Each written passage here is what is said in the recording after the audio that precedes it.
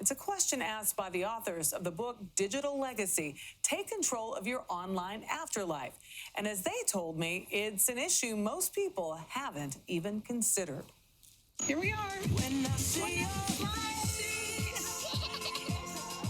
From the thrilling to the mediocre, we snap, share, and store the memories of our lives by the thousands. How many pictures or videos would you say are on your phone right now? Oh gosh, when I was looking the other day for something, I have at least 13,000 photos on my phone and probably a few hundred videos. And Jennifer Sardam, who lost most of her childhood photos in a house fire, is on a mission to archive them.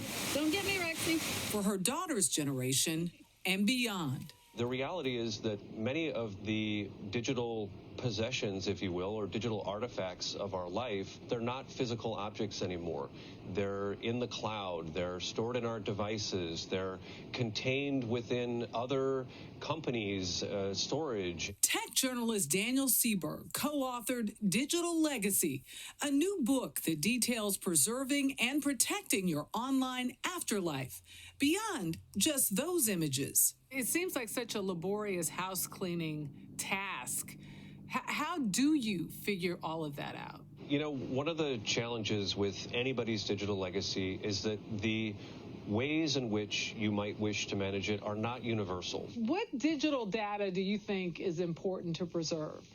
Really everything. And she's turning to GoodTrust, an online company that stores and manages her cloud data, including her social media, financial documents, and will.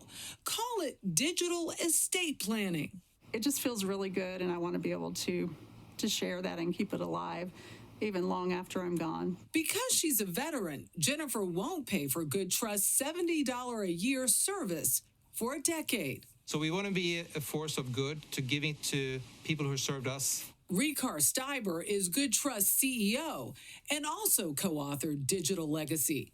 My father passed away, and then I had some good friends dying in COVID.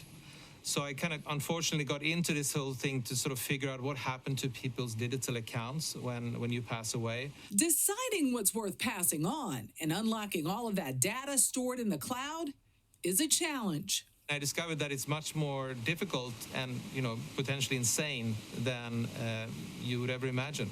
Consider this. There are 500,000 tweets every minute, 500 million active daily users on Instagram, and 1.8 billion people active on Facebook every day. And that's just the people living. I went online and I tagged someone who's now dead, and their account was still alive. What we estimate is that on average about 30,000 people are dying on Facebook on a daily basis, and some people might want to keep their profiles active in some way. Social media sites have varying rules for preserving or deleting accounts. Facebook allows users to appoint a legacy contact to maintain the account of someone who's died.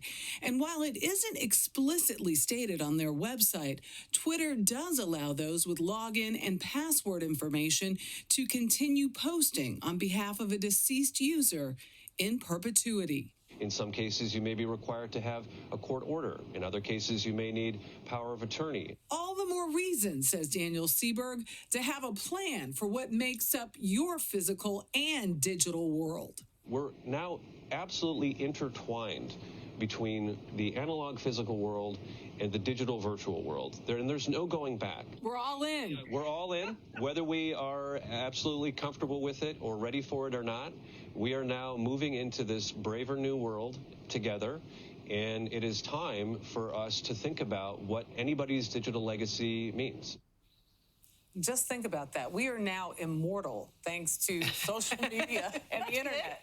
Yeah, that part of it is. You're right. Can be. It's like planning a will or anything else these days. It's something to think about. Yeah, you got to think what happens when I'm not. Yeah. And then fill in the blank. There it is. We have a lot more news straight ahead on this New Year's Day, but first, here's a look at the weather for your holiday weekend.